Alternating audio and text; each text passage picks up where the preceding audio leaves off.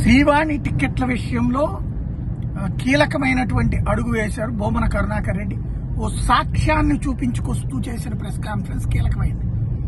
శ్రీవాణి టిక్కెట్లు ఆన్లైన్లో, ఆఫ్లైన్ తీసి పడేసి అంతా ఆన్లైన్లో పెడితే, ఆ ఆన్లైన్లో పెట్టినటువంటి టిక్కెట్లు 800 టిక్కెట్లు అలా పెడితే ఇలా 9 గంటల కంటే 9 గంటల 1 నిమిషానికల్లా కంప్లీట్ అయిపోతున్నాయి.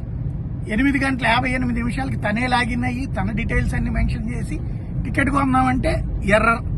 ఆ ఎర్రర్ తర్వాతన మళ్ళీ సెటరేట్ అయ్యి చూసేటప్పటికి 9:01 కల్లా 1 టికెట్ లేదు.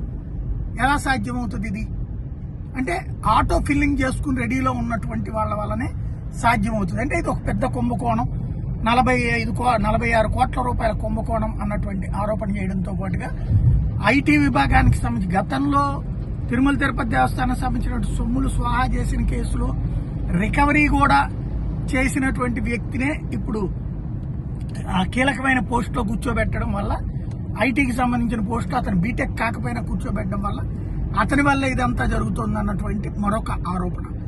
అయితే టీటీడీ శ్రీవాణి టిక్కెట్ల విషయంలో చక్కగా ఇదివరకు ఆన్లైన్ ఆఫ్లైన్ జరిగేదాన్ని చెడగొట్టి ఇప్పుడు అదే గొప్ప విశేషం కింద కనబరుస్తుండటమే పెద్ద సమస్య.